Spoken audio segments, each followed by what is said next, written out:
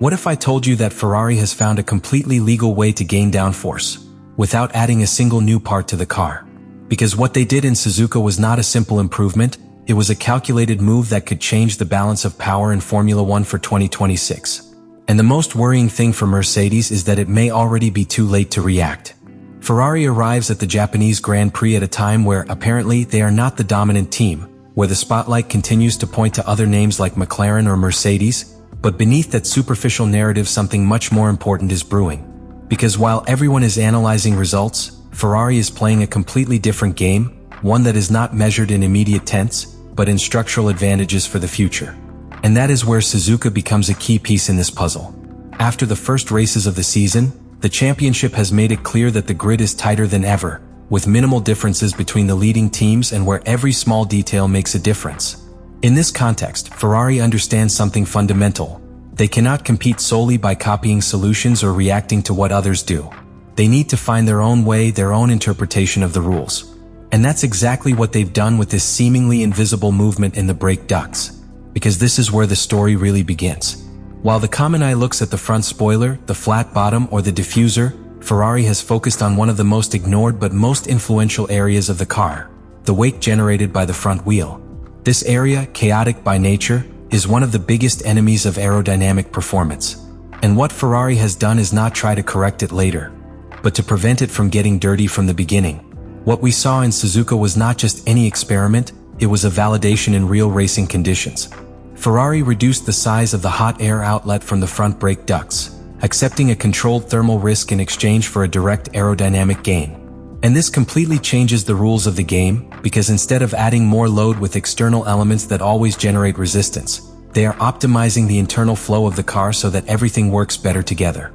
This approach has a brutal implication. They are generating performance without paying the usual price. In Formula One, every gain usually comes with a penalty. More load means more drag, more top speed means less grip. But Ferrari has found an area where that exchange is minimized. And that, in an era where margins are so small, is exactly the kind of innovation that can mark an era. But the most important thing is not what they have already achieved, but what this reveals about their mentality. Ferrari isn't just developing the car for 2025, it's using every race as a test bed for 2026. They're collecting data, understanding limits, building a technical base that other teams haven't even begun to explore yet. And meanwhile, the rest of the grid could be completely focused on more traditional solutions, without realizing that Ferrari is changing the starting point. Because if this concept is perfected, if they manage to expand it without compromising reliability, Ferrari will not only have an improvement, it will have a conceptual advantage. And in Formula One, conceptual advantages are those that define dominant cycles. And now the key to all this, why does this put Mercedes in the spotlight? Because Mercedes is, historically, one of the strongest teams in optimization and execution, but not always the first to discover radically new paths. If Ferrari has already started down that path, it could force Mercedes to react. And reacting in Formula One always means being one step behind. What we saw in Japan was not just another technical detail. It was a sign, a clue as to where Ferrari is headed. And above all, a silent warning. The battle of 2026 has already begun, and Ferrari could have struck the first blow without almost anyone noticing. This is where everything changes, because understanding the what is already interesting, but understanding the how is what really reveals why this move by Ferrari can be so dangerous for the rest.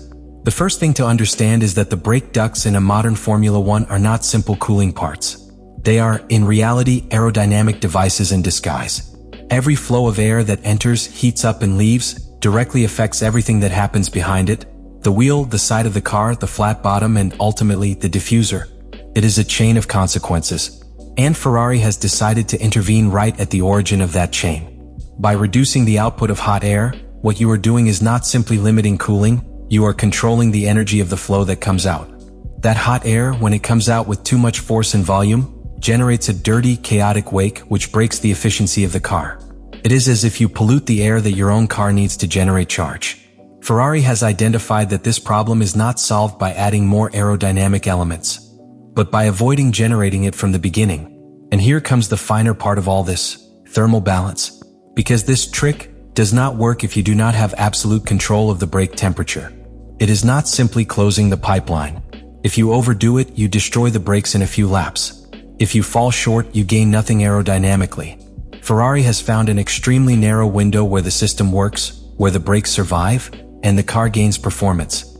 That involves advanced simulation, perfect correlation between track and factory, and a brutal understanding of the behavior of the SF26 in real conditions. But there is something even more important. This is not an isolated improvement. This type of solution affects the complete balance of the car. By cleaning the front wheel wake, Ferrari is improving the quality of the flow that feeds the ground.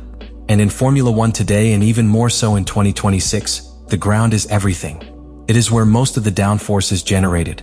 So, indirectly, this trick is enhancing the most important area of the car without directly touching it. And this is where the real threat begins to take shape. Because if you can make the flow reach the ground cleaner, you can design a completely different car around that premise. You can be more aggressive, more efficient, more consistent in different conditions. You're not just gaining a few tenths, you're changing the potential of the car. Additionally, there is a key strategic detail that many are overlooking. Ferrari has tested this at Suzuka, a circuit that allows them to control risk.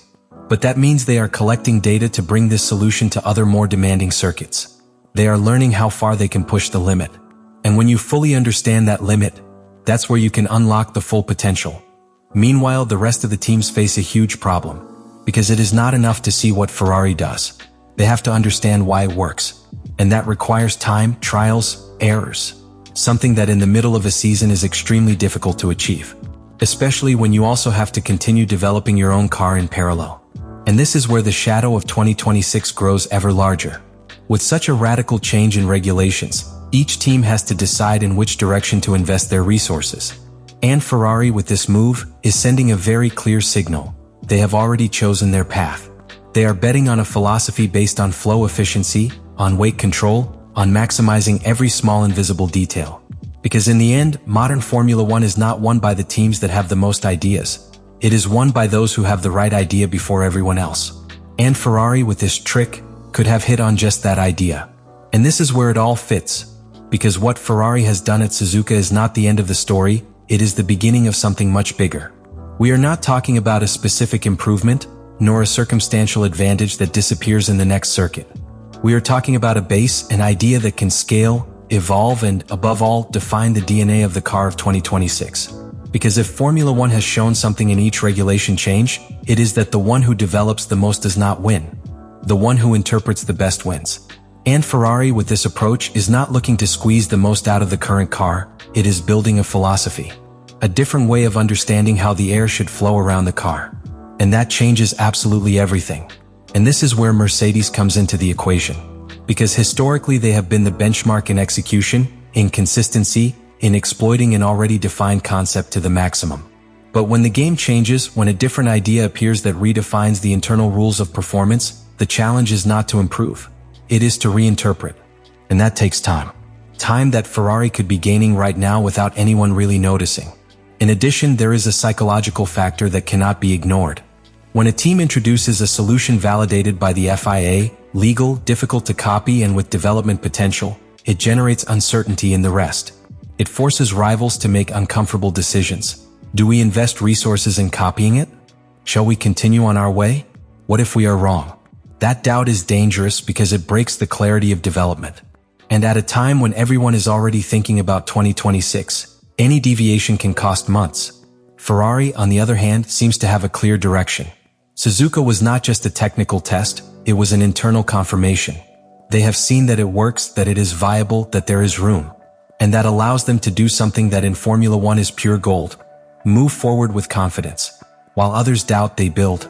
But the most impressive thing about all this is that, if they really managed to integrate this concept into the complete design of the 2026 car, we would not be talking about a simple aerodynamic improvement. We would be talking about a structural advantage. The kind that is not eliminated with an update, the kind that forces others to rethink their entire car. And that's where the story can change.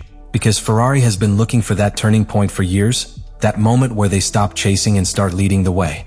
And what we saw in Japan could be exactly that, the first quiet step into a new era. The question is no longer if this trick works. The question is how far it can go. And above all, if when the others react, Ferrari will already be too far away. And in the end, it all comes down to one key idea. Ferrari hasn't just found performance, it has found direction. What we saw at the Japanese Grand Prix was not a simple technical curiosity or an isolated experiment, it was a silent declaration of where they want to take their project. While other teams continue fighting to optimize the obvious, Ferrari has decided to attack the invisible, what no one was looking at, and that is where the true advantages in Formula One are born. Because this trick with the brake ducts is not just about gaining a few tenths, it is about understanding better than anyone how the car works as a whole. It's about controlling the air before it becomes a problem, about building performance from the base and not from the consequences. And that, in a regulatory change like the one in 2026, can make the difference between competing or dominating. Ferrari is not yet at the top, but for the first time in a long time, it feels like they are not improvising, that they are not reacting, they are anticipating. They are building something with meaning, with coherence, with a clear vision of the future. Let me know in the comments what you think about all this.